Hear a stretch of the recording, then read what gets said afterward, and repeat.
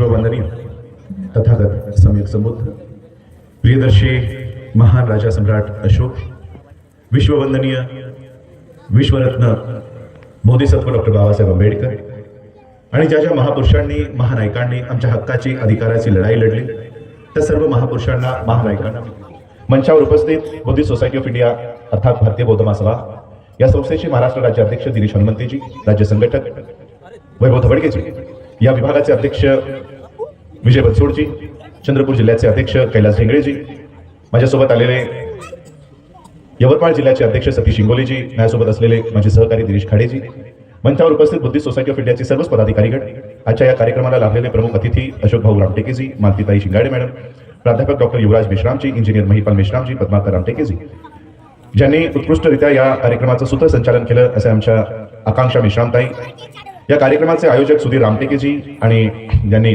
या कार्यक्रमाचं प्रस्तावित केलं तर या तालुक्याचे अध्यक्ष एस टी मेश्रामजी आणि या ठिकाणी उपस्थित असणाऱ्या सर्व माझ्या मातांना, बंधूंना आणि भगिनींना राजरत्न आंबेडकरचा मानाचा जय भीम. जय भीम. आज आपण बुद्धिस्ट सोसायटी ऑफ इंडियाच्या या संस्थेच्या माध्यमातून ही संबोधन सभा या ठिकाणी आयोजित केलेली आहे. सुरुवातीलाच एस टी रामटेके सरांनी, एस टी मेश्राम सरांनी मार्गदर्शन करताना सांगितलं की 75 वर्ष पूर्ण झाल्यानंतर ते आता तालुका अध्यक्षपदी या संस्थेचं नेतृत्व करत आहे. एकीकडे आम्ही सगळेजण बाबासाहेब आंबेडकरांची संकल्पना की मी भारत बौद्धमय करी, बाबासाहेब आंबेडकरांचं हे वचन पूर्ण करण्याचे दावे करत आहोत. बाबासाहेब आंबेडकरांचं हे स्वप्न पूर्ण करण्यासाठी आम्ही प्रयत्नशील आहोत. आणि दुसरीकडे याच धम्माची धुरा आमची युवा घेताना दिसत नाहीये. ज्या देशामध्ये सम्राट अशोकाने आपली लहान लहान मुलं बौद्ध धम्माचा प्रचार आणि प्रसार करण्यासाठी राजमहालाच्या बाहेर पाठवून जगामध्ये त्यांना पाठवून बौद्ध धम्माचा प्रचार आणि प्रसार करण्यासाठी प्रेरित केलं, त्यांना पाठवलं, त्याच देशामध्ये आम्ही बौद्ध धम्माचा प्रचार आणि प्रसार करण्यासाठी, don't take it otherwise Meshram sir, आम्ही बौद्ध धम्माचा प्रचार आणि प्रसार करायला कोणती लोक देत आहोत? सगळे आयुष्य पूर्ण एखाद्या ऑफिसला दिल्यानंतर, रिटायर झाल्यानंतर, म्हणजे या शरीराला अनेक व्याध्या जडल्या, डायबिटीज झाला, हार्ट ब्लड प्रेशर सुरू झालं, त्यानंतर मग तो घरच्यांच्या काय उपयोगाचा नाही, ऑफिसच्या काय उपयोगाचा नाही, मग तुम्ही तो देता धम्माला आणि अपेक्षाही करता की भारत बौद्धमय झाला पाहिजे. म्हणजे एकीकडे भारताला बौद्धमय करायचं आहे पण ते दुसऱ्याने करायचं, माझ्या मुलांनी. अशा पद्धतीने आज आम्ही या धम्माचं, जसं आता सरांनी माझ्या पूर्वी सांगितलं की धम्माचा आज कुठपर्यंत वाटचाल झालेली आहे. असं नाही की धम्म वाढला नाही, धम्म वाढला आहे. बाबासाहेब आंबेडकरांनी आम्हाला बौद्ध धम्म दिल्यानंतर आमची अवस्था अशी होती, भारतातल्या लोकांची अवस्था अशी होती की एखाद्या नवजात शिशूला एखाद्या आईने जन्म द्यावा आणि त्या क्षणी त्याची आई निघून जावी. आम्हा या समाजाची अवस्था त्या पद्धतीची होती. कारण दीक्षा झाल्यानंतर एक 7 आठवड्यांचं आयुष्य बाबासाहेब आंबेडकरांना लाभलं. या बौद्ध धम्मात आल्यानंतर आम्हाला काय आचरण करायचंय, कशा पद्धतीने वागणूक करायची हे कसलंही ज्ञान नसताना आज आम्ही बौद्ध धम्म त्या टप्प्यापर्यंत घेऊन आलेलो आहोत, अशा अवस्थेमध्ये आलेलो. खरं तर या समाजावर रिसर्च होणं गरजेचं आहे. जो समाज एक 70 वर्षापूर्वी गावाकुसा बाहेर होता, आजही अनेक राज्यांमध्ये या समाजातल्या लोकांना रस्त्यावर चालण्याचा अधिकार नाही. गुजरातमध्ये अनेक अशी गावं आहेत जिथे सायकल स्वार जर असेल आणि सवर्णांच्या वस्तीतनं जायचं असेल तर त्याला सायकलवर उतरून सायकल हातात घेऊन त्याला ती पार करावी लागते. अशा समाजातल्या लोकांना केवळ बौद्ध धम्माचं आचरण करून आज त्यांनी किती उंची गाठलेली आहे याचं एक उदाहरण देऊ इच्छितो. बघा, आज एकीकडे मराठा बांधव आरक्षणाची मागणी करतायत, आरक्षणाची मागणी करतायत. अनुसूचित जातीमध्ये आज 59 जाती येतात, 59 जाती, 59 कास्ट. या 59 कास्टला मिळून ही शेड्यूल कास्टची यादी बनते. महाराष्ट्रामध्ये अनेक राज्यामध्ये त्याची संख्या वरखाली आहे. या महाराष्ट्रामध्ये अनुसूचित जातीच्या 59 जाती असतानाही केवळ एकाच जातीची प्रगती होताना आपल्याला या देशात, महाराष्ट्रात दिसून येते. आणि म्हणून अनेक लोकांनी, अनेक अनुसूचित जातीतल्या जातींनी ही मागणी करायला सुरुवात केली की यांचीच प्रगती झाली आहे, आरक्षण सगळे हेच घेऊन चाललेले आहेत, आमच्यापर्यंत प्रगतीच होत नाहीये. म्हणून बायफर्केशन इन रिझर्वेशनची मागणी तर धरू लागलेली आहे. म्हणजे ABCD, अनुसूचित जातीमध्ये ABCD असं वर्गीकरण करण्यात यावं आणि ही जी लोक या ठिकाणी बसलेली आहेत यांना D मध्ये टाकण्यात यावं. का? तर सगळं हेच खात आहेत. IS यांचा, डॉक्टर यांचा, प्रोफेसर यांचा, लॉयर यांचा सगळं आरक्षण हेच घेऊन चाललेलं आहे, हेच पळवत चाललेलं आहे. म्हणून आम्ही ज्या छोट्या छोट्या जाती लांब राहिलेलो आहोत, आम्हाला ते आरक्षण उपभोगता येत नाही, म्हणून आम्हाला A मध्ये ठेवावं आणि यांना D मध्ये ठेवावं. अशा पद्धतीचे विधानसभेमध्ये भाषण सुरू आहेत. मी काल्पनिक गोष्ट नाही सांगत आहे, ही विधानसभेमध्ये, विधान परिषदेमध्ये असली मागण्या आमच्याच अनुसूचित जातीतल्या वेगवेगळ्या जातीचे प्रतिनिधी तिथे जाऊन स्वतःला दलित म्हणवणारे ही लोक भाषण करत आहेत. याचा अर्थ काय माहिती? याचा अर्थ हा आहे की अनुसूचित जातीमध्ये ही जी जातीची लोक या ठिकाणी बसलेली आहेत आज यांचीच प्रगती का होते, आमची का होत नाही? आणि म्हणून मी त्या लोकांनाही सांगू इच्छितो आणि माझ्या मराठा बांधवांनाही सांगू इच्छितो, अनुसूचित जातीचं आरक्षण 59 जातींना मिळतंय, 59 जातींना. पण त्या 59 जातीपैकी केवळ एकाच जातीची प्रगती होताना का दिसते? कारण आमची प्रगती हे केवळ आरक्षणामुळे होत नाहीये, आमची प्रगती बाबासाहेब आंबेडकरांनी दिलेल्या बुद्ध धम्मामुळे आमची खरी प्रगती होत आहे. तुम्हालाही तुमची प्रगती करून घ्यायची असेल तर बुद्धाने दिलेला जो धम्म आहे, मी धम्म म्हणतोय, धर्म नाही. बाबासाहेब आंबेडकरांनी बुद्ध अँड हिज धम्म हा लिहित असताना धर्म, रिलिजन अँड धम्म यावर सेपरेट पूर्ण सेक्शन तयार केलेला आहे की how Dhamma is different from religion. आम्ही धार्मिक लोक नाही आहोत, आम्ही बुद्धाच्या पथावर चालणारी, अनुकरण करणारी, बाबासाहेबांचं अनुकरण करणारी आम्ही अनुयायी आहोत. धम्म टीचिंग्स फॉलो करणारी आम्ही लोक आहोत. आणि म्हणून तुम्हाला जर तुमची प्रगती करायची असेल तर बुद्धाचा धम्म स्वीकारा. कोणी नकार दिलेला आहे? तुम्हाला हलगी सोडायची नाही आहे, तुम्हाला तुमचे पारंपरिक कामं सोडायची नाही आहेत आणि तुम्हाला आयएस पण व्हायचं. आणि म्हणून आमची खरी प्रगती ही बुद्धाच्या धम्मामुळे झाली. अन्यथा मनुस्मृतीने दिलेली कामं महारांनाही होती. या ठिकाणी बसलेले कोणतं महार जातीतली लोक त्यांना दिलेली, निर्धारित करून ठेवलेली कामं करतायत. महारांचं काम काय होतं माहितीये तुम्हाला? महारांचं काम होतं की कोणत्याही गावामध्ये जर गुरढोरं मेली तर ती मेलेली गुरढोरं ओढून गावाच्या बाहेर घेऊन जाऊन त्याची विल्हेवाट लावणं, त्याची साफसफाई करणं, त्याची शिंग विकणं, त्याची नखं विकणं आणि त्याचं चामडं सोलणं हे महारांचं पारंपरिक काम. हे पारंपरिक काम. तसंच मातंगांना काम आहे, ढोरांना काम आहे, चामरांना काम आहे. पण ही या जातीतली लोक बौद्ध धर्माकडे वळली नाहीत म्हणून ते आजही त्यांची पारंपरिक कामं करतायत, प्रामाणिकपणे करतायत. पण आम्ही आमच्या बाबासाहेब आंबेडकरांच्या पावलावर पाऊल ठेवून बौद्ध धर्माकडे वळलो आणि बाबासाहेबांनी बौद्ध धर्माची दीक्षा देत असताना आम्हाला काही इन्स्ट्रक्शन्स दिलेले आहेत. What you call instructions? Instructions, चेतावणी, सूचना दिलेल्या आहेत. काय सूचना दिल्या माहितीये? 15 ऑक्टोबर 1956 ला बाबासाहेब आंबेडकरांचं तब्बल 2.5 तास भाषण, ते वाचताना मला 2.5 तास लागतात. थकलेलं शरीर, त्यातनं भाषण द्यायचं म्हणजे जवळपास 3-4 तास बाबासाहेबांनी भाषण दिलेलं आहे. त्या भाषणात बाबासाहेब म्हणतात बौद्ध धर्म स्वीकारायचा असेल तर ज्या पद्धतीने वेगवेगळ्या नद्या एका महासागराला जाऊन भेटतात आणि एका महासागरामध्ये विलीन झाल्यानंतर कोणीही त्या महासागरातून हे पाणी गंगेचं की हे गोदावरीचं की हे कृष्णा नदीचं असं विभागून कोणी दाखवू शकत नाही. त्या पद्धतीने बौद्ध धर्मात या धर्मात येत असताना आपल्या जाती, आपले पूर्वीचे धर्म सोडा आणि केवळ बौद्ध म्हणून या धर्मामध्ये सामील व्हा. कुणीही तुम्हाला वेगळं करून दाखवता येता कामा नये की हा महारातून आला, की हा मातंगातून आला, की हा मराठातून आला, की हा कुणब्यातून आला. अशा पद्धतीचं वर्गीकरण करून या धर्मामध्ये येऊ नका. तुमच्या जाती घेऊन येऊ नका, तुमचे धर्म घेऊन येऊ नका. केवळ बौद्ध म्हणून या धर्मामध्ये या. हे इन्स्ट्रक्शन्स बाबासाहेबांचे होते. हे इन्स्ट्रक्शन असल्यामुळे आम्ही महार जातही सोडली आणि महारकीही सोडली आणि आज आम्ही बौद्ध म्हणून या धर्मामध्ये आल्यामुळे आज आमची प्रगती खऱ्या अर्थानं या देशामध्ये व्हायला सुरुवात झाली. बाबासाहेब आंबेडकरांनी आम्हाला अनेक इन्स्ट्रक्शन, सूचना या 15 ऑक्टोबरच्या भाषणातून दिलेल्या आहेत. अजूनपर्यंत आम्ही त्यावर चालत नाही आहोत, काम करत नाही आहोत. अन्यथा आमची प्रगती आज अजून वेगाने झाली असते. आज आरक्षणाचा मुद्दा आहे. मराठा बांधव आरक्षणासाठी भांडतायत. त्यांनी आम्हाला कदाचित विचारायला हवं होतं की बाबा रे तुमचं आरक्षण कसं चाललंय. आम्ही त्यांना सांगितलं असतं की आमच्या आरक्षणाची आज काय अवस्था. निर्मला सीतारामन या देशाच्या फायनान्स मिनिस्टर आहेत आणि त्यांनी सभेतून नाही किंवा आरएसएसच्या कॅम्पमध्ये नाही किंवा बीजेपीच्या पॉलिटिकल कार्यक्रमात नाही, संसदेत उभं राहून त्यांनी भाषण केलंय आणि संसदेत उभं राहून त्यांनी सांगितलंय 2 वर्षाच्या कालखंडामध्ये भारतातल्या सगळ्या सार्वजनिक संस्था आम्ही विकणार आहोत. पब्लिक सेक्टर अंडरटेकिंगच्या सगळ्या गव्हर्नमेंट सर्व्हिसेस, गव्हर्नमेंट अंडरटेकिंग्स आम्ही टप्प्याटप्प्याने विकणार आहोत. इंडियन एअर इंडिया विकली, HPCL, BPCL आता विकण्याच्या माध्यमावर आहे. रेल्वेज, मला वाटतं 50 to 80% रेल्वेज आता प्रायव्हेटाईज झालेले आहे. कधी तुम्ही रेल्वेने जात असाल आता सगळे कॉन्ट्रॅक्ट बेसिसचा स्टाफ तुम्हाला आतमध्ये दिसतो. रोडवेज जितकेही आता तुमच्याकडे समृद्धी आली ही सरकारची नाही, ही प्रायव्हेट आहे. टोल्स जे तुम्ही दिसता हे सगळे प्रायव्हेट आहेत. वॉटर डिपार्टमेंट विकलं जात आहे, पोस्ट ऑफिस विकलं जात आहे. तुमची लाईफ इन्शुरन्स कॉर्पोरेशन जी सरकारची, भारत सरकारची मालमत्ता होती तीही डिसइन्व्हेस्टमेंट तिथे सुरू झालेली आहे. LIC विकलेली आहे. अशा पद्धतीने भारत सरकारचं संपूर्ण पब्लिक सेक्टर विकली जाणार आहे. आता जर पब्लिक सेक्टरच नसेल तर पब्लिक सर्व्हिस असेल का? रिझर्वेशन आहे ना तुम्हाला सर्व्हिसेस मध्ये. मग सरकारी सेवेत जर सरकारी सेवेच राहिली नाही तर सरकारी रिझर्वेशन कुठे घेऊन जाणार? मागच्या 4 ते 7 वर्षापासून सगळ्या सरकारी नोकऱ्या या बंद आहेत. सरकारी नोकऱ्या बंद. फॉरेन स्कॉलरशिप मागच्या 5 वर्षापासून दिली जात नाहीये. दर वर्षाला 100 मुलं ही तुम्हाला फॉरेन स्कूल, फॉरेन एज्युकेशनसाठी तुम्हाला परदेशात पाठवणं बंधनकारक असतानाही मागच्या 5 वर्षापासून फॉरेन एज्युकेशन, फॉरेन स्कॉलरशिप बंद आहे. भारतातल्याही स्कॉलरशिप बंद आहेत. नीट नावाच्या परीक्षा लादल्या गेलेल्या आहेत. अनेक एंट्रन्स टेस्ट आलेल्या आहेत. अशा पद्धतीने तुमच्या शिक्षणातलं स्कॉलरशिप, शिक्षणातलं आरक्षण आणि नोकऱ्यातलं आरक्षण हे पूर्णपणे ठप्प आहे. आमचं असलेलं आरक्षण शून्य झालंय, त्यांना कुठे देणार आहेत? आणि ही गोष्ट बाबासाहेब आंबेडकरांनी त्यावेळेस भाषणातून सांगितलेली आहे.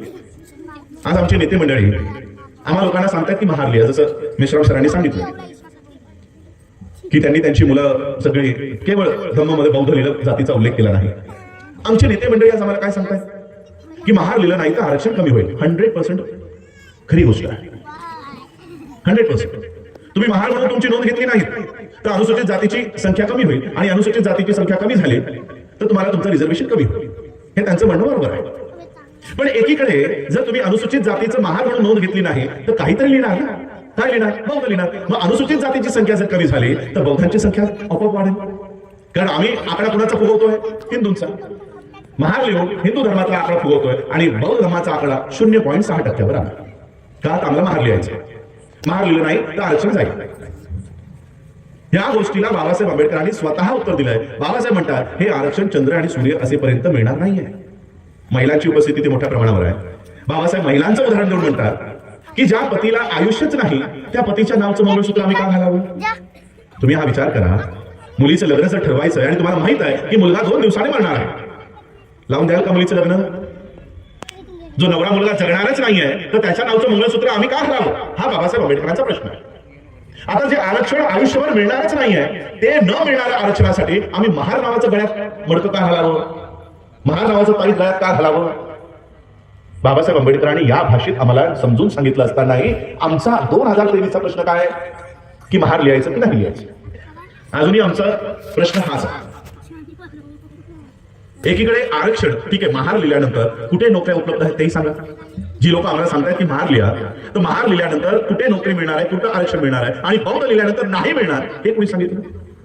बाबासाहेब आंबेडकरांना हा प्रश्न ज्यावेळेस करण्यात आला, केसरीचा पत्रकार बाबासाहेब आंबेडकरांना दोष देत होता की बाबासाहेब तुम्ही लोकांना बौद्ध व्हायला सांगताय आणि लोकांची दिशाभूल करता. तुमच्या लोकांना महार म्हणून 500 रुपये मिळतात. त्या काळात 500 रुपये दिले जायचे हे गुरढोरं ओढण्याची. तुम्ही त्यांना बौद्ध व्हायला सांगता आणि बौद्ध झाल्यानंतर त्यांचं हे गुरढोरं ओढण्याचं काम त्यांच्या हातून जाईल. अशा पद्धतीने तुम्ही तुमच्या लोकांची दिशाभूल करता. त्यांना मिळणारे 500 रुपये त्यांच्या हातून डिस्काउंट घेताय. बाबासाहेब म्हणाले याचं उत्तर दोघांमध्ये देऊ की उद्या भर सभेतून देऊ? पत्रकारांनी सांगितलं जसं तुमची इच्छा. आणि हे उत्तर बाबासाहेबांनी भर सभेतून दिलं. बाबासाहेब म्हणाले की या पत्रकाराचं, या ब्राह्मण पत्रकाराचं म्हणणं आहे की मी तुम्हा लोकांची दिशाभूल करतोय, तुम्हाला बौद्ध व्हायला सांगतोय, आणि बौद्ध होऊन तुम्ही तुमच्या हातचे जे 500 रुपये आहेत महारकीचे ते तुमच्या हातून जाणार आहे. बाबासाहेबांनी उत्तर दिलं की सरकारकडून मिळणारे 500 रुपये आणि माझ्याकडून वैयक्तिक 500 रुपये असे 1000 रुपये मी द्यायला तयार आहे. हे महारकीचं काम, हे गुरढोरं ओढायचं काम या ब्राह्मणांनी स्वतः करावं, मी माझ्या लोकांना करू देणार नाही. कधीची गोष्ट आहे? 1956. आज 2023 आहे. या 70 वर्षाच्या कालखंडामध्ये गुरढोरं ओढणारा समाज आज हवाई जहाज उडवतोय, एरोप्लेन उडवतोय, पायलट्स आहेत. या 2 टर्म नंतर या देशाचा चीफ जस्टिस ऑफ इंडिया हा बौद्ध परिवारातला, हा सुप्रीम कोर्टाच्या खुर्चीवर जाऊन बसणार आहे. बाबासाहेब आंबेडकरांनी त्यावेळेस हे आम्हाला टाकायला सांगितलं आणि एक चांगलं आयुष्य आज बाबासाहेबांमुळे आम्हाला मिळत आहे. राहिली गोष्ट बुद्धिस्ट सोसायटी ऑफ इंडियाची. आज ही संस्था बाबासाहेब आंबेडकरांनी आम्हाला जगासोबत, जगातल्या बौद्ध धर्मासोबत, बौद्ध राष्ट्रांसोबत जोडून देण्यासाठी ही संस्था उभी केली. बाबासाहेब आंबेडकरांचं संपूर्ण जीवन जर तुम्ही बघाल, संपूर्ण जीवनाचा कालखंड जो बाबासाहेबांचा काम करण्याचा पद्धत आहे, त्या पद्धतीत बाबासाहेब आंबेडकरांनी अनेक संघटना काढल्या. त्या संघटनेचा जो हेतू होता, जे काम त्या संघटनेच्या माध्यमातून करायचं होतं ते काम बाबासाहेबांनी केलं आणि वेळ पडल्यानंतर त्या संघटना बंदही केल्या. बहिष्कृत हितकांनी सभा ही बाबासाहेब आंबेडकरांच्या जीवनातली सगळ्यात पहिली संघटना. या संघटनेच्या माध्यमातून बाबासाहेब आंबेडकरांनी महाडच्या 14 तळ्याचं आंदोलन उभं केलं. आणि दुसरी संघटना समता सैनिक दल, त्याच आंदोलनासाठी सुरक्षा कवच म्हणून समता सैनिक दल उभं केलं. बाबासाहेब आंबेडकरांच्या जीवनातल्या या 2च संघटना अशा आहेत ज्यांची नावं मराठीतून आहेत. यानंतर बाबासाहेब आंबेडकरांनी संघटनेसाठी कधीही मराठी भाषेचा उपयोग केला नाही. का केला नाही? 1924 साली बहिष्कृत हितकांनी सभा निर्माण केली आणि 1927 साली समता सैनिक दल निर्माण केलं. या पिरियडमध्ये भारतावर राज्य कोणाचं होतं? ब्रिटिशरांचं. आता ब्रिटिशरांना मराठी नावं कळणार आहेत का? की बहिष्कृत काळणी सभा कशासाठी आहे माहिती नाही, समता सैनिक दल काय आहे माहिती नाही. आता ज्यांच्या हातात भारताची सूत्र आहेत त्यांनाच जर आमचं आंदोलन कळलं नाही, मग आम्ही मागण्या करायच्या कोणाकडे? आणि मग बाबासाहेब आंबेडकरांनी त्यांच्या संस्थांना, त्यांच्या ऑर्गनायझेशन्सना मराठी नावाचा उपयोग करायचं बंद करून इंग्लिश भाषेचा वापर सुरू केला. 1928 साली डिप्रेस्ड क्लासेस मिशन नावाचं बाबासाहेब आंबेडकरांनी संघटना स्थापन केली आणि याच संघटनेच्या माध्यमातून काळाराम मंदिराच्या सत्याग्रह बाबासाहेब आंबेडकरांनी पुकारला. टेम्पल एंट्री बिल पास झालं. आता अनेक लोकांना असं वाटतं की काळाराम मंदिर प्रवेश सत्याग्रह बाबासाहेब आंबेडकरांनी जो केला तो मंदिरात प्रवेश मिळवण्यासाठी केला, कारण दृश्य आम्हाला तशीच दिसतात. पण बाबासाहेब आंबेडकरांनी हे आंदोलन मंदिर प्रवेशासाठी केलं नाही. 1927-28 या साली बाबासाहेब आंबेडकरांचा नेतृत्व किंवा बाबासाहेबांचं पब्लिक लाईफ सुरू होण्यापूर्वी तुम्हाला माहिती आहे, तुम्हा लोकांना एक नाव या देशात देण्यात आलं होतं. ते काय होतं माहिती आहे? तुम्हा लोकांना एक उपाधी, एक नाव या देशामध्ये तुमच्यासाठी राखीव होतं. नाव होतं हरिजन. हरिजनचा अर्थ काय?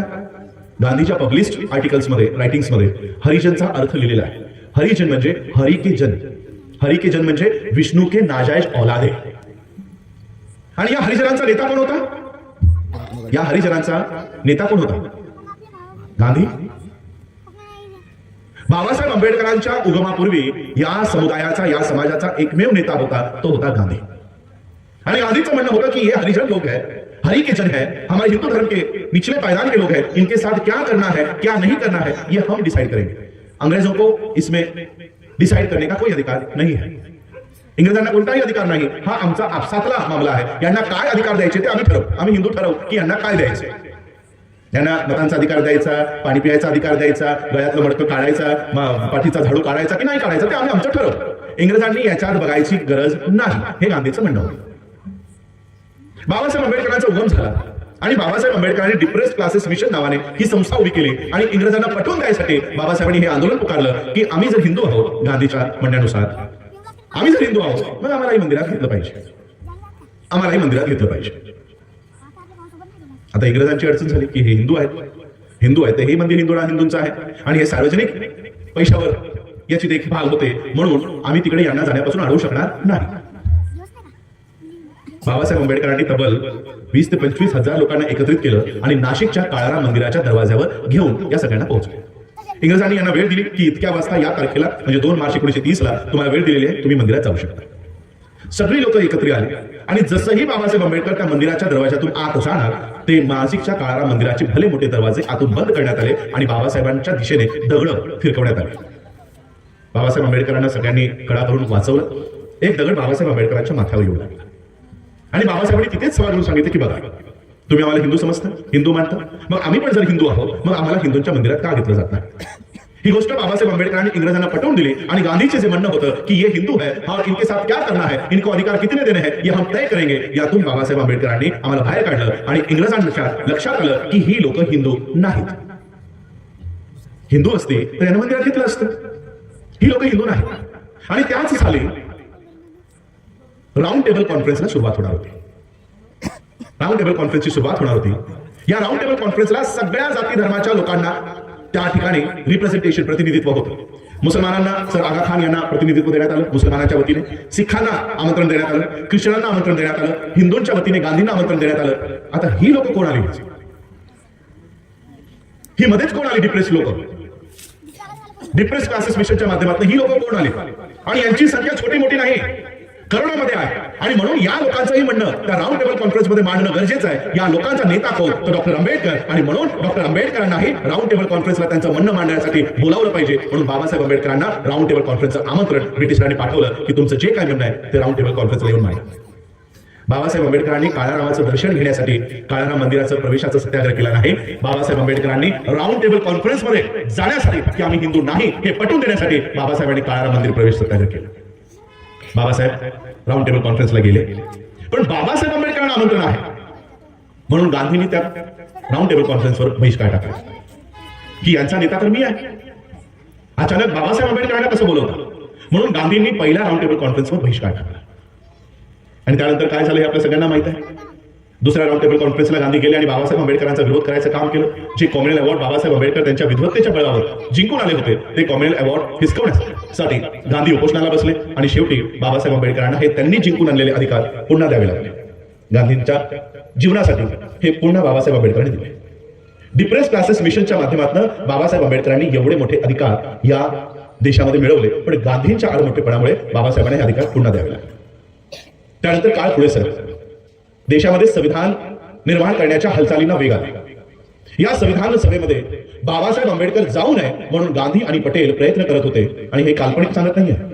गांधी आणि पटेल बाबासाहेब आंबेडकरांना येऊन भेटले आणि बाबासाहेबांना म्हणाले कि बाबा साहब, हमने सुना है कि आप संविधान सभा में जाने की तैयारी कर रहे हैं.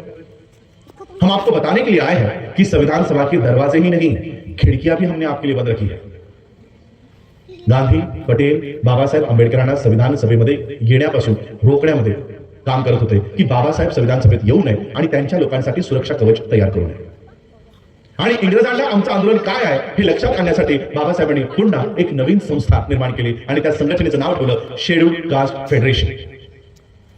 शेड्यूल्ड कास्ट फेडरेशनच्या माध्यमातून बाबासाहेब आंबेडकरांनी what Congress and Gandhi have done to the untouchables हा ग्रंथ लिहिला, इंग्रजांना सुपूर्द केला की ज्या गांधीला आणि ज्या काँग्रेसला तुम्ही आमचा प्रतिनिधी समजताय, आमचं संघटन समजताय, त्यांनी आमच्यासाठी काय काय केलंय हे जरा ब्यौरा वाचा. जे पैसे अस्पृश्यता निर्मूलनासाठी आले होते ते पैसे गांधींनी त्यांच्या वकिलांची फीज, त्यांचा पगार, त्यांचे फुल टाइमर्सना पगार देण्यासाठी खर्च केले. बाबासाहेब आंबेडकरांनी हे सगळे तक्ते ब्रिटिशांना दिले की जे पैसे आमच्यासाठी आले होते तेही गांधीने चोरले, तेही गांधीने खाल्ले. आणि अशा लोकांच्या भरोशावर तुम्ही आम्हाला जर सोडून जात असाल तर आमचं स्वातंत्र्य भारतामध्ये काय अवस्था होईल ही बाबासाहेब आंबेडकरांनी या ग्रंथाच्या माध्यमातून इंग्रजांना पटवून दिली. शेवटी बाबासाहेब आंबेडकरांना शेड्यूल्ड कास्ट फेडरेशनच्या माध्यमातून या संविधान सभेमध्ये पश्चिम बंगालहून जोगेंद्रनाथ मंडळ यांनी बाबासाहेब आंबेडकरांना संविधान सभेत पाठवलं. संविधान सभेत गेले. बघता बघता बाबासाहेबांनी संपूर्ण संविधान सभेचा ताबा घेतला आणि ज्या बाबासाहेब आंबेडकरांना संविधान सभेची दारं आणि खिडक्याही बंद केले होते तेच बाबासाहेब आंबेडकर आपल्या विद्वत्तेच्या बळावर या संविधान सभेचे, या देशाच्या संविधानाचे chief architect of Indian constitution निर्माण झाले. त्या पदापर्यंत जाऊन पोहोचले. या देशाचं संविधान, उत्कृष्ट संविधान, जगाचं, देशाचंच नाही जगाचं संविधान बाबासाहेबांनी निर्माण केलं, सर्वोत्कृष्ट संविधान निर्माण केलं. आणि या देशाला निर्माण करून देत असताना मिळाले की संविधान कितीही जरी चांगला असला, संविधान कितीही जरी उत्कृष्ट असला, पण राबवणारी लोक जर लायक नसतील तर संविधान काहीही कामाचा नाही. ही गोष्ट बाबासाहेब आंबेडकरांच्या लक्षात आली होती की संविधान उत्कृष्ट आहे, संविधान चांगलं आहे, पण ज्यांच्या हातात मी देतोय ते नालायक आहे. ती लोक देश संविधानानुसार चालवणार नाहीत. आणि मग अशा अवस्थेत माझ्या लोकांचं काय होईल? जो सुरक्षा कवच मी देशाच्या संविधानात नमूद करून ठेवला आहे, जो वापरलाच गेला नाही, तर माझ्या लोकांची सुरक्षा कशी होईल? बाबासाहेब आंबेडकरांनी शेड्यूल्ड कास्ट फेडरेशन बरखास्त केलं. कारण शेड्यूल्ड कास्टची रक्षा करण्यासाठी ज्या संविधानात तरतुदी आहेत त्या जर वापरल्याच गेल्या नाही मग आमची रक्षा कुठून होईल? आणि मग बाबासाहेब आंबेडकरांनी 1954 सालाआधी भारत सरकारला, इंटरिम गव्हर्नमेंट त्यावेळेस होतं, एक आमंत्रण आलं. जगामध्ये एक मोठी घडामोड घडत होती. जगातले सगळे बौद्ध देश एकत्रित येऊन एक संस्था निर्माण करायचं प्रयत्न करत होते आणि त्याचं आमंत्रण त्यांनी भारतालाही पाठवलं. कारण भारत हा बुद्धचं जन्मभूमी आहे, बुद्धची भूमी आहे. आणि म्हणून जगातल्या बौद्ध देशांनी भारताला आमंत्रण पाठवलं की आम्ही एक अशी बैठक आयोजित करत आहोत, भारताच्या वतीने तुम्ही एखादा बौद्ध आमच्यापर्यंत पाठवा. आता हे आमंत्रण भारत सरकारला, इंटरिम गव्हर्नमेंटला आलं होतं आणि बौद्ध धर्माचा अभ्यास असणारा एकही व्यक्ती त्यांच्याकडे नव्हता. आणि म्हणून त्यांनी बाबासाहेब आंबेडकरांना सांगितलं की बाबा साहब, आपका बौद्ध धर्म पर ज्यादा अभ्यास है, पढ़ाई है, आप इस कॉन्फ्रेंस में जाओ. आणि मग बाबासाहेब आंबेडकर 1950च्या पहिल्या जागतिक बौद्ध परिषदेला उपस्थित राहिले. त्या परिषदेमध्ये 2 ठराव झाले. पहिला ठराव की सगळ्या बौद्ध देशांनी एकत्रित येऊन एक संघटना निर्माण करायची जेणेकरून सगळ्या बौद्ध ज्या संघटना त्या देशाच्या मेंबर आहेत त्या देशांमध्ये बौद्ध धर्माचा प्रचार आणि प्रसार करण्याचं काम करता येईल. दुसरा ठराव की दर 2 वर्षाने आपण एकत्रित यायचं आणि काय प्रगती झाली किंवा कोणत्या देशाला काय गरज आहे ती आपण येऊ या ठिकाणी चर्चा करून सगळ्या देशांनी त्या देशाला हातभार लावायचा. या घडामोडी बाबासाहेब आंबेडकरांच्या उपस्थितीत या पहिल्या जागतिक बौद्ध परिषदेत झाल्या. 1950 नंतर 1952 ची बैठक सुरुवात झाली, पण त्या बैठकीला बाबासाहेब आंबेडकर उपस्थित असल्याचे कोणतेही पुरावे सापडत नाही. बाबासाहेब दुसऱ्या बौद्ध परिषदेला गेले नाहीत. कदाचित बाबासाहेबांना असं वाटलं असेल की संविधान 1950 ला जो लागू झाला की भारताच्या ब्राह्मणी व्यवस्थेमध्ये काही बदल झाले असते. त्यांच्या विचारांमध्ये बदल झाले असते. आणि मग बाबासाहेब आंबेडकरांनी 1952 साली या देशाच्या पहिल्या सार्वत्रिक निवडणुकांमध्ये, जी आता पार्लमेंटरी इलेक्शन्स 24 साली येतील, ती 1952च्या इलेक्शन्समध्ये तयारी सुरू केली. कुणी? ज्या महामानवानं 2च वर्षापूर्वी या देशाला संविधान निर्माण करून दिला, ती व्यक्ती देशाच्या पार्लमेंटरी इलेक्शनसाठी उभी राहते. आता विचार करा, कोणतीही पार्टी किंवा कोणताही उमेदवार अशा व्यक्तीला हरवायसाठी पुढे येईल का, ज्याने देशाचं संविधान दिलंय, ज्यांना chief architect of Indian constitution म्हणून संबोधलं गेलंय. संपूर्ण देशाने बाबासाहेब आंबेडकरांचा टाळ्या वाजवून सत्कार केला. अशा व्यक्तीला हरवण्यासाठी एक तरी पार्टी तयार होईल का? श्रीपाद अमृत डांगे स्वतः उभा राहिला. गांधींनी एक नाही 2 उमेदवार उभे केले.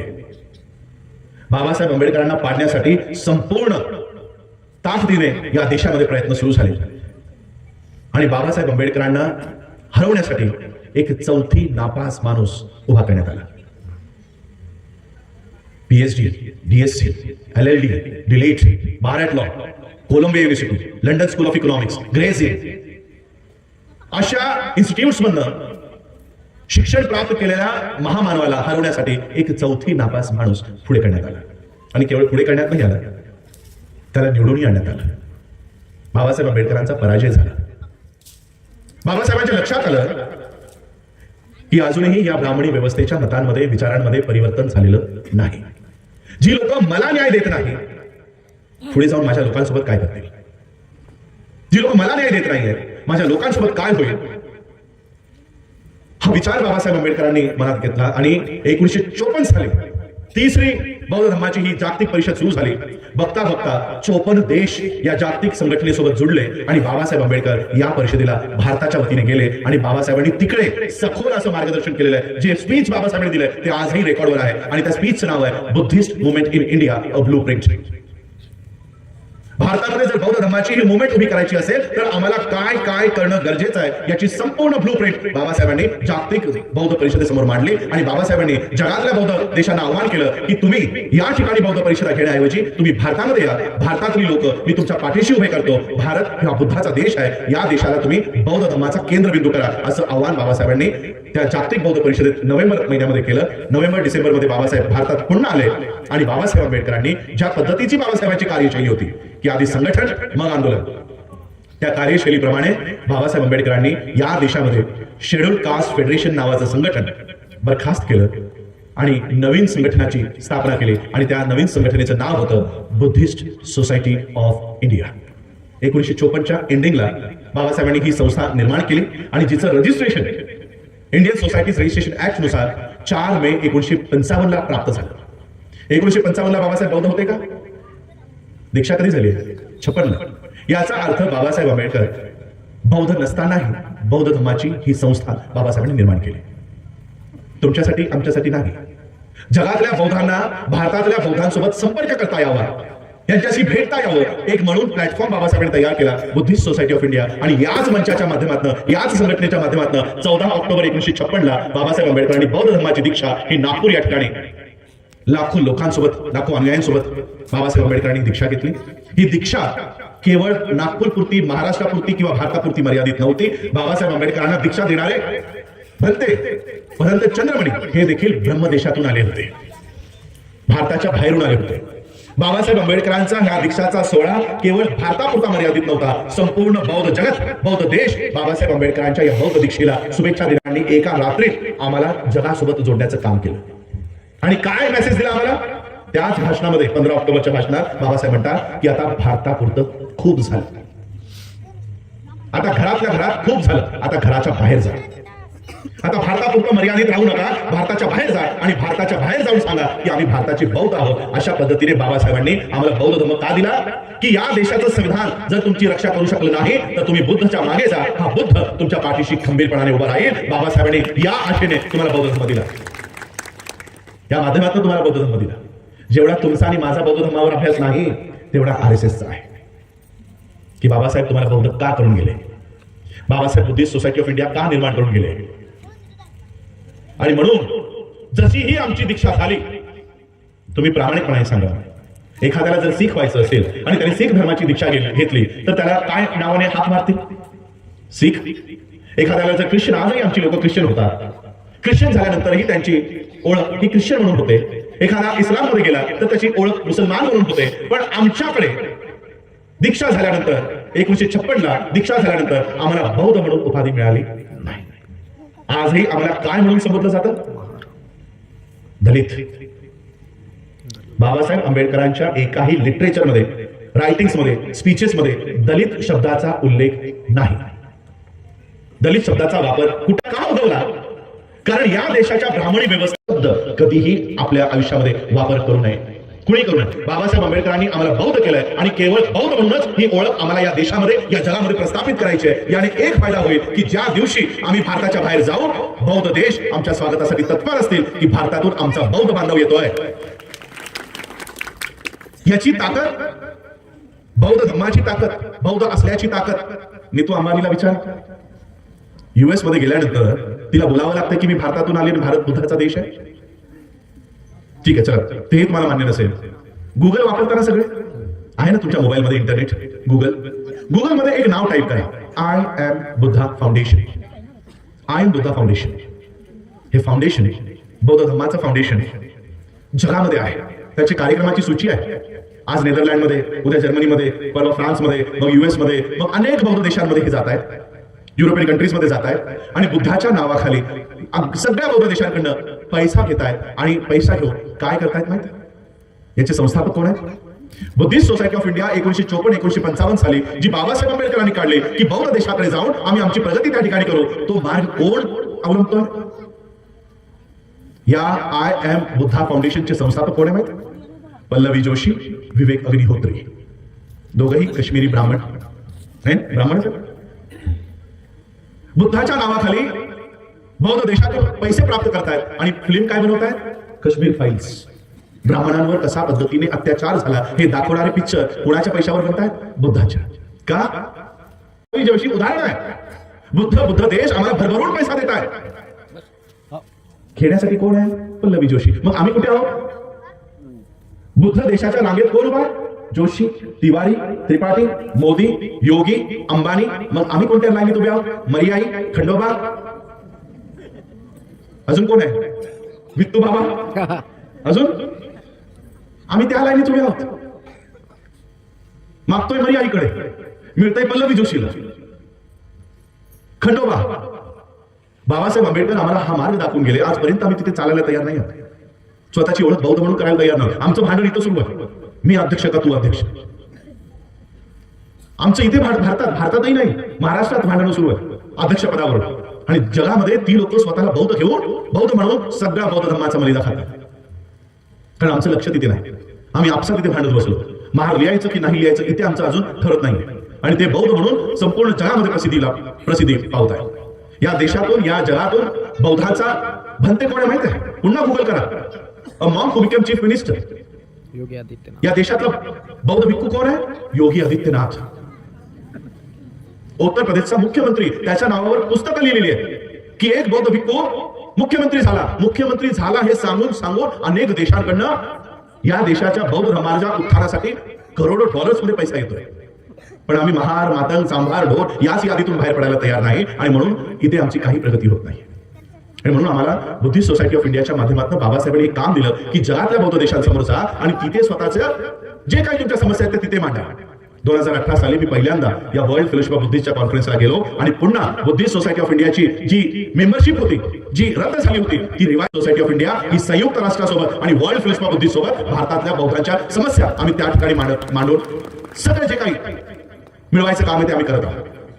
बुद्धिस्ट युनिव्हर्सिटीवर काम करत आहोत, बुद्धिस्ट कल्चरवर काम करत आहोत, बुद्धिस्ट इकॉनॉमीवर काम करत आहोत. आजही आमचं युनिव्हर्सिटी जी नालंदा तक्षशिला एकेकाळी या देशात होती, जगातले विद्यार्थी या देशात शिकायला येत होते. आज आमचे विद्यार्थी जगात जातात शिकाय. का? तर आमच्याकडे चांगल्या युनिव्हर्सिटीज नाही. आमचं शिक्षण आज संपूर्णपणे उद्ध्वस्त करण्यात आलं. या 2023 साली जिथे आम्ही बाबासाहेब आंबेडकरांच्या थिसिसचं प्रॉब्लेम ऑफ रुपी याचं 100वी साजरी करत आहोत, तिथे त्याच समाजाची स्वतःची बँक नाही. ज्या प्रॉब्लेम ऑफ रुपीवर रिझर्व्ह बँक ऑफ इंडिया तयार झाली आणि संपूर्ण बँकिंग सिस्टम ही बाबासाहेब आंबेडकरांच्या त्या ग्रंथाची देण आहे, त्याच लोकांची एक बँक नाही. आणि म्हणून आम्ही त्या बँकिंग सिस्टमवर काम करत आहोत, एज्युकेशन सिस्टमवर काम करत आहोत, हेल्थ सिस्टमवर काम करत आहोत. आणि बुद्धिस्ट सोसायटी ऑफ इंडियाचं पहिलं काम की आधी आमची नोंद तर व्हावी. नोंदच नाही आमच्याकडे. आमची संख्या आम्हाला माहिती नाही. आमची गणना कोण करताय? भारत सरकार.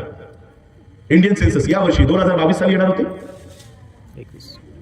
22 साली गणना, 20 साली येणार होती, कोरोनामुळे आली नाही. 21 मध्ये आली नाही, 22 मध्ये आली नाही, आणि 23 मध्ये कसलीही गणना न करता सगळा रेकॉर्ड, सगळी गणना ऑलरेडी झाली. आले का जनगणनाची लोक तुमच्या घरी? तुमची गणना ऑलरेडी झाली. आता महार लिहायचं का नाही लिहायचं हा प्रश्न आता तुम्हाला उरलाच नाही. आता उगाच भांडत बसू नका की महार लिहायचं की नाही लिहायचं. तो प्रश्न सॉल्व्ह झाला. बसल्या बसल्या तुम्हाला हिंदू तुमच्या दारावरही यायची गरज नाही. अशा पद्धतीने बौद्धांची लोकसंख्या हिंदू धर्मात टाकली. भारत सरकार आमची गणना का करेल? आजकाल तर भारत सरकार हे नावही ऐकायला मिळत नाही. ऐकताय का कधी? कोणतं सरकार? मोदी सरकार. मोदी सरकार. भारत सरकार संपलं. भारत सरकार कशावर चालतं? संविधानावर. कारण संविधान कुणाला दिले गेलं आहे? भारत सरकार. मग जर भारत सरकार हा शब्दच तुम्ही वापरत नाही, मोदी सरकार वापरता, मग मोदी सरकारचा ऑफिशियल डॉक्युमेंट कोणता? मनुस्मृती. ते मनुस्मृतीवर हे सरकार चालत आहे. आणि मनुस्मृतीनुसार बाबासाहेब आंबेडकरांचं एक ब्रीद वाक्य आहे, history of India is nothing but a moral conflict between Buddhism and Brahmanism. या देशाचा इतिहास दुसरा तिसरा काही नसून बौद्ध धर्मामध्ये आणि ब्राह्मणी धर्मामधलं युद्ध आहे. या देशाचा इतिहास काही नाही. ना या देशात रावण होता ना राम होता. या देशात कसलंही पुष्पक विमान आलं नाही. या देशात कोणीही जमीन फाटून आतमध्ये गेलं नाही.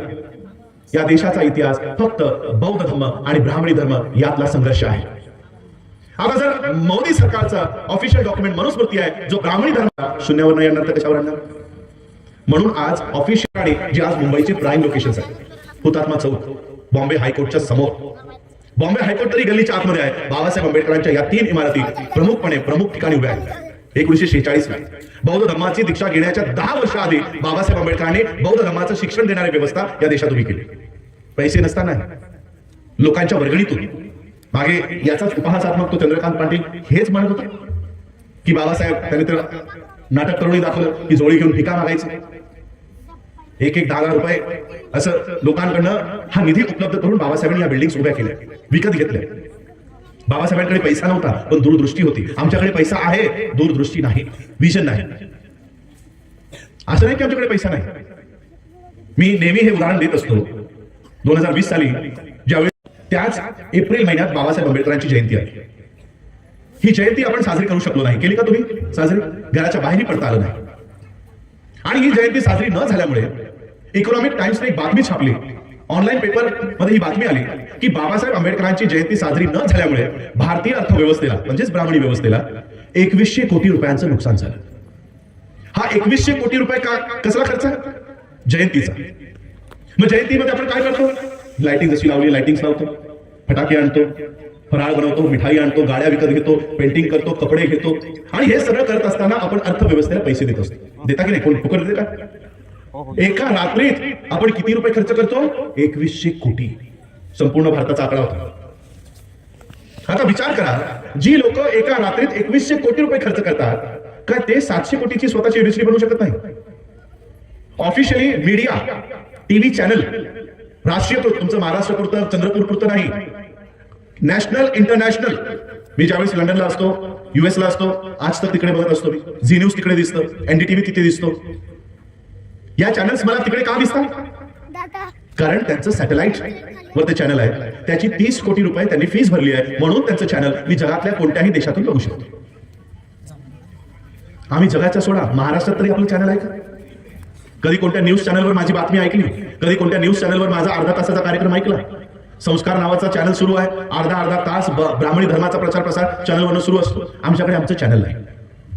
2100 कोटी खर्च करणारा, एका रात्रीत खर्च करणारा समाज, त्याच्याकडे 30 कोटीचं चॅनल नाही, त्याच्याकडे 10 कोटीची युनिव्हर्सिटी नाही.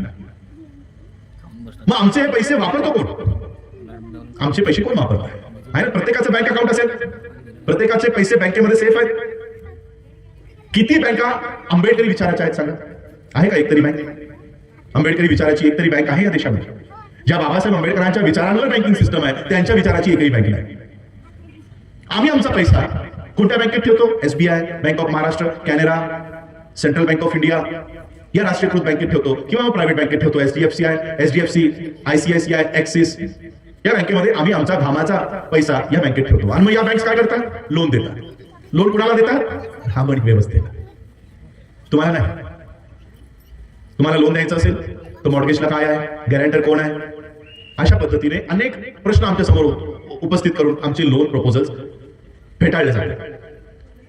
नुकतंच स्टेट बँक ऑफ इंडियाने अडाणीला 72,000 कोटीचं लोन माफ केलं. मग हे पैसे कुणाचे? आमचे.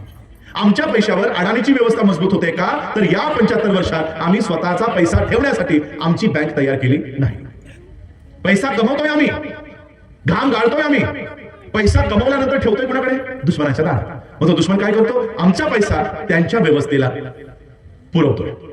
आणि म्हणून या बँकिंग सेक्टरला हातात घेण्यासाठी आम्ही मागच्या 1-2 वर्षापासून, लॉकडाऊन उघडल्यापासून आम्ही या संकल्पनेवर काम करतोय. आणि या देशामध्ये आमची बौद्धांची स्वतंत्र बँकिंग सेक्टर असावं यावर आम्ही काम करता करता आता यशस्वी झालो. काल आम्ही औरंगाबादमध्ये होतो, त्याही ठिकाणी आम्ही या बँकेची निर्मिती करून, doctor Bhimrao Ramji Ambedkar multi state cooperative बँकेची निर्मिती करून, ही आमचा पैसा आता आम्ही इतरांच्या बँकेत ठेवणार नाही, तो आमच्याच बँकेत ठेवू, अशा पद्धतीची ही बँकिंग सेक्टर आम्ही उभं केलेली आहे. यापुढे आमचा पैसा इतरांच्या बँकेत ठेवणार नाही. चंद्रपूरमध्ये, चंद्रपूर डिस्ट्रिक्ट आहे, चंद्रपूरमध्ये जर आम्हाला ही बँक आणायची असेल तर सरकारच्या नियमानुसार या जिल्ह्यातल्या 4,000 लोकांनी ती, काय म्हणतो आपण ते, सभासद, शेअर होल्डर्स, त्यांनी ती दर्शवावी की आमच्याकडे या जिल्ह्यात 4,000 शेअर होल्डर्स आहेत. ज्या दिवशी तुम्ही 4,000 शेअर होल्डर्सची यादी रजिस्ट्रार ऑफिसला सबमिट कराल त्या दिवशी चंद्रपूरचं ही खातं आम्हाला या बँकेसाठी उघडलं. 4,000 सभासद. तुमच्याकडे जयंती होत असेल, हजारो लोक रस्त्यावर असतात. या 6 डिसेंबरला 25 लाख लोक चैत्यभूमीला आले. लाखो लोक, 10 लाख 15 लाख लोक दीक्षाभूमीला जातात. मग एवढ्या मोठ्या संख्येमध्ये जर आम्ही आहोत, मग प्रत्येक जिल्ह्यामध्ये 4,000 लोकांचं संघटन उभं करू शकत नाही आम्ही. 4,000 इथेच बसलेले लोक 200-500 लोक असतील, नातेवाईक आणि हे सगळे धरून 4,000 आम्हाला एका तालुक्यातून मिळू शकतात. एका तालुक्यातून, पण आम्हाला एका तालुक्यातून नको, अख्ख्या जिल्ह्यात 4,000 लोकांची ती यादी आम्हाला रजिस्ट्रार प्रबंधक ऑफिस दिल्लीला सबमिट करायची. मग जाऊन आम्हाला चंद्रपूरचा रजिस्ट्रार या जिल्ह्यामध्ये बँक ओपन करण्यासाठी मान्यता देतो. हीच आहे प्रोसिजर. या 4,000 लोकांचं काम काय आहे की प्रत्येकाने 2,500 रुपयाचा एक शेअर या बँकेचा विकत घ्यायचा. 2,500 रुपये देणगी म्हणून नाही, स्वतःचा भाग म्हणून, की आमचा हा भाग आहे. हे 2,500 रुपये आयुष्यातले, फक्त 14 एप्रिल पुरते नाही, 14 ऑक्टोबर पुरते नाही, एका आयुष्यातून जे 60, 70, 80 वर्षाचं आयुष्य तुम्हाला लाभणार आहे, त्यातनं किती रुपये बाजूला काढायचे? 2,500 रुपये. 2,500 रुपये बाजूला काढा आणि या बँकेचं एक शेअर, प्रत्येकाला फक्त एकच शेअर द्यायचं आम्ही निर्णय घेतलेला आहे, की जेणेकरून कुणाचीही मक्तेदारी याच्यात होऊ नये. माझा भाग किती आहे माहिती आहे या बँकेमध्ये? माझा वाटा किती आहे? माझा आणि माझ्या पत्नीचा 2 शेअरचा वाटा माझा आहे.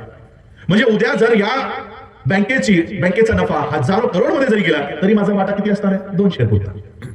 असा प्रत्येकाला एकच शेअर द्यायचं ठरवून आम्ही ही बँक निर्माण केली. मी तुम्हाला लोकांनाही सांगू इच्छितो की या बँकेचे शेअर होल्डर, शेअरचे फॉर्म डेगरे सरांकडे उपलब्ध आहेत, शेंडे सरांकडे उपलब्ध आहेत. या तालुक्याच्या माध्यमातून आता मेश्राम सरांकडे आम्ही ते देऊ.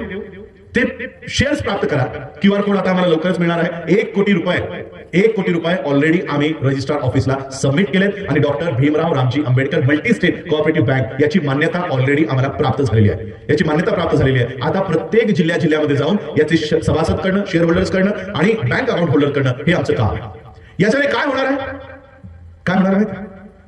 आज जी SBI आमच्या घामाचा पैसा उचलून अडाणीला देतो, तो पैसा उद्यापासून आमच्याच बँकेमध्ये राहील आणि हा पैसा आम्ही अडाणी अंबानीला न देता आमच्याच उद्योजकांना आणि आमच्याच मुलांना फॉरेन एज्युकेशनसाठी त्या बँकेतून हा पैसा पुरवला जाईल आणि बौद्धांचा पैसा हा बौद्धांच्या व्यवस्थेला पूरक ठरेल. अशा पद्धतीने हे काम होईल. 700 कोटीचा बजेट आहे आमचा युनिव्हर्सिटीचा. आम्हाला कोणत्याही बँकेकडनं पैसे घ्यायची गरज नाही. ही युनिव्हर्सिटी ही स्वतः डॉक्टर भीमराव रामजी आंबेडकर बँक ही स्पॉन्सर करेल, फायनान्स करेल. अशा पद्धतीने आमचा पैसा आमच्याच व्यवस्थेला पूरक होईल. अशा पद्धतीने हे काम आम्ही करत आहोत. इलेक्शन्स मध्ये नारे देताना वोट हमारा राज तुम्हारा नहीं चलेगा. मी इकॉनॉमिक्सचा विद्यार्थी आहे. माझं ग्रॅज्युएशन इकॉनॉमिक्स मध्येच आहे, कॉमर्स मध्ये आहे. माझं पोस्ट ग्रॅज्युएशन इकॉनॉमिक्स मध्येच आहे, फायनान्स मध्ये आहे. माझी PhD फायनान्स मध्ये आहे आणि मी इकॉनॉमिक्सचा विद्यार्थी असल्या कारणानं मी विचार केला, हा नारा जर राजकारणात लागू शकतो, मग हा नारा आमच्या इकॉनॉमिक्स मध्ये का लागू शकत नाही? अर्थव्यवस्थेत का लागू शकत नाही? आणि म्हणून या नाऱ्याला, या घोषणेला थोडासा चेंज केला. जिस तरह से राजनीति में वोट हमारा और राज तुम्हारा नहीं चलेगा, उसी तरह से अर्थव्यवस्था में नोट हमारा और बैंक तुम्हारा नहीं चलेगा. अगर नोट हमारा है तो बैंक भी हमारी होनी चाहिए. अशा पद्धतीने बौद्धांची स्वतंत्र अर्थव्यवस्था. आता तरी आम्ही क्रेडिट सोसायटीमध्ये लिमिटेड आहोत, कारण 1 कोटी रुपये आम्ही जमा केलेत. अजून 4 कोटी रुपये मला जमा करायचे. जसंही 5 कोटी रुपये आम्ही doctor Bhimrao Ramji Ambedkar multi state cooperative credit सोसायटीमध्ये दाखवण्यात यशस्वी झालो, त्याच दिवशी आम्हाला कोऑपरेटिव्ह बँकेची मान्यता संपूर्ण देशासाठी आणि जगासाठी उघडी होऊन जाते. आणि केवळ भारतापुरतं आमचं काम मर्यादित राहणार नाही. मी ही बँक 5 वर्षामध्ये आंतरराष्ट्रीय दर्जाची बँक बनवण्याचं काम आम्ही या देशामध्ये करून दाखवू आणि भारतातल्या बौद्धांची एक राष्ट्रीय आंतरराष्ट्रीयकृत ही बँक या देशामध्ये निर्माण होईल. आणि केवळ कारण आम्ही बँकिंग सेक्टरच्या या कायद्यावर असल्यामुळे आरबीआयचे गाईडलाईन्स आम्हाला लागू करण्यात येतात किंवा कॉपरेटिव्ह सेक्टरचे गाईडलाईन्स आम्हाला येतात. संपूर्ण जिल्ह्यामध्ये डॉक्टर भीमराव रामजी आंबेडकर या बँक उभ्या राहतील आणि या बँकेवर नियंत्रण करणारे, जशी SBI वर नियंत्रण करणारी, कॅनरा बँकेवर नियंत्रण करणारी, बँक ऑफ महाराष्ट्रावर नियंत्रण करणारी रिझर्व्ह बँक ऑफ इंडिया आहे, त्याच पद्धतीने या सगळ्या बँक्स ज्या आमच्या शाखा उभ्या राहतील, या सगळ्या ब्रांचेसवर नियंत्रण करणारी एक प्रमुख बँक या देशात उभं राहील आणि तिचं नाव असेल, ज्या पद्धतीने रिझर्व्ह बँक ऑफ इंडिया या बँकिंग सेक्टरला गव्हर्न करते, तसंच बाबासाहेब आंबेडकरांच्या नावाच्या या बँकेला गव्हर्न करणारी बँक असेल बुद्धिस्ट बँक ऑफ इंडिया. या बुद्धिस्ट बँक ऑफ इंडियाच्या माध्यमातून आम्ही भारतातल्या बौद्धांची स्वतंत्र अर्थव्यवस्था तयार करू आणि याच अर्थव्यवस्थेच्या माध्यमातून बौद्धांची स्वतंत्र शैक्षणिक व्यवस्था उभी करू. ज्या पद्धतीने आज आमची मुलं इतरांच्या शाळेत जाऊन गुरु ब्रह्मा, गुरु विष्णू, गुरु देवो महेश्वरा बोलतायत, आहे ना, सुरुवात सकाळी प्रार्थना हीच होते. या 5 वर्षाच्या कालखंडानंतर संपूर्ण जिल्ह्यामध्ये, संपूर्ण राज्यामध्ये बौद्धांची ही युनिव्हर्सिटी तयार केल्यानंतर त्यांच्या शाळा, त्यांचे महाविद्यालय या सगळ्या जिल्ह्यांमध्ये, तालुक्यांमध्ये उभ्या करण्यात येतील. आणि ज्या पद्धतीने आमच्या मुलांना हे गुरु ब्रह्मा, गुरु विष्णू शिकवतायत, आम्ही भारतातल्या सगळ्या जाती धर्माच्या लोकांना आम्ही तिथे भेदभाव करणार नाही, कारण आम्ही बौद्ध आहोत. बौद्ध असल्यामुळे आम्ही कुणाची जात, कुणाचा धर्म बघत नाही. पण त्या शाळेची सुरुवात गुरु ब्रह्मा, गुरु विष्णूने नाही तर बुद्धम शरणम गच्छामीने या शाळेची सुरुवात होईल. अशा पद्धतीची शैक्षणिक व्यवस्था आम्ही या देशामध्ये सुरू करू. हे सगळं केवळ आणि केवळ तुमच्या साथ आणि सहयोगीवर अवलंबून आहे. नाहीतर मोठी मोठी स्वप्न दाखवायची, राजरत्न साहब आप आगे बढ़ो हम तुम्हारे पीछे हे बोलायचं, आणि ज्यावेळेस साथ द्यायची गरज येईल, वेळ येईल, त्यावेळेस मात्र लोक तिथे नसायची. तर ही संकल्पना केवळ कागदावरच नाही, ही आम्हाला अस्तित्वात उतरवायची आहे. आणि अस्तित्वात उतरवण्यासाठी तुम्हा लोकांची तिकडे गरज आहे, तुम्हा लोकांची गरज लागणार. आणि म्हणून हे काम मी तुमच्या समोर मांडलंय की हे आम्ही करत आहोत, हे आम्ही करणार आहोत. त्याच्या पहिला दुसरा टप्पा आमचा ऑलरेडी झालेला आहे. या 1 एप्रिल पासून संपूर्ण जिल्ह्यामध्ये या बँकेच्या शाखा निर्माण होतील आणि आम्ही आमचा पैसा सगळ्या बँकेतून विड्रॉ करून आम्ही आमचा पैसा आमच्या बँकेमध्ये ठेवू. हे काम आम्हाला लोकांना करायचं, आपल्या सगळ्यांना करायचं. हे एवढं तरी अपेक्षा मी आपल्या सगळ्यांकडून करू इच्छितो. कारण जसं आधीच्या वक्त्यांनी सांगितलं, आज ह्या ज्या नोकऱ्या मिळाल्या, या नोकऱ्याही आम्हाला बाबासाहेबांमुळे मिळाल्या. आणि हे नुसतं हवेत बोलण्यासाठी बोलत नाही, याचे पुरावे माझ्याकडे. बाबासाहेब आंबेडकरांना बॉम्बे हायकोर्टच्या जज पदाची नोकरी देऊ केली. बाबासाहेब सिलेक्ट झाले की बॉम्बे हायकोर्टच्या जजच्या खुर्चीत आता बाबासाहेब असणार. बाबासाहेबांचं त्यावर एक भाषण आहे. बाबासाहेब म्हणतात, ही घोरपड कोण गळ्यात बांधून घेईल? जज पदाच्या खुर्चीला बाबासाहेब म्हणतात, ही घोरपड कोण गळ्यात बांधून घेईल? सकाळपासून संध्याकाळपर्यंत जर मी त्या खुर्चीत बसून राहिलो आणि लोकांची भांडणं सोडून त्यांना न्याय देत बसलो, तर माझ्या समाजाला न्याय कोण देईल? माझ्या समस्या, माझ्या समाजाच्या समस्या कोण सोडवेल? आणि बाबासाहेब आंबेडकरांनी ती नोकरी पत्करली नाही, ती नोकरी स्वीकारली नाही. कोणती नोकरी? जज पदाची नोकरी. लॉयर, ऍडव्होकेट नाही, जज. पण ती एक नोकरी बाबासाहेबांनी धुडकावून लावली, लाथाडली. त्यामुळे काय झालं माहिती? ती एक नोकरी बाबासाहेबांनी लाथाडल्यामुळे आमच्यासाठी लाखो नोकऱ्या बाबासाहेबांनी उभ्या केल्या, खुले केले. आणि आज जो पगार आम्हाला मिळतोय, त्या पगारावर पहिला अधिकार आमच्या आईचा, वडिलांचा, पतीचा, पत्नीचा नसून आमच्या पगारावर पहिला अधिकार डॉक्टर बाबासाहेब आंबेडकरांचा. त्यांच्या कार्यामुळे, त्यांच्या संघर्षामुळे, त्यांच्या त्यागामुळे आज आम्हाला चांगल्या नोकऱ्या मिळाल्या. आणि त्या नोकरीतला पैसा हा मी नाही सांगत आहे, बाबासाहेब सांगून गेले की 20वा हिस्सा समाजाला द्या. मुसलमानांमध्ये एक पद्धत आहे, 12 महिन्याचा पगार त्यांना मिळतो, त्या 12 महिन्याचा फक्त 11 महिन्याचाच पगार त्यांना घ्यायचा आहे. 1 महिन्याचा संपूर्ण पगार समाजाला द्यायचा आहे. जकात नावाची सिस्टम त्यांच्यामध्ये आहे, सिखांमध्ये आहे, ख्रिश्चनांमध्ये आहे. आमच्यामध्ये बाबासाहेब आंबेडकर ही रुजवून गेले की 20वा हिस्सा तुमच्या पगारातला, मिळकतीतला 20वा हिस्सा हा धर्मासाठी द्या, समाजासाठी द्या. पुन्हा मी तुम्हाला तीच आठवण करून देतोय, आम्हाला तर 20वाही नको.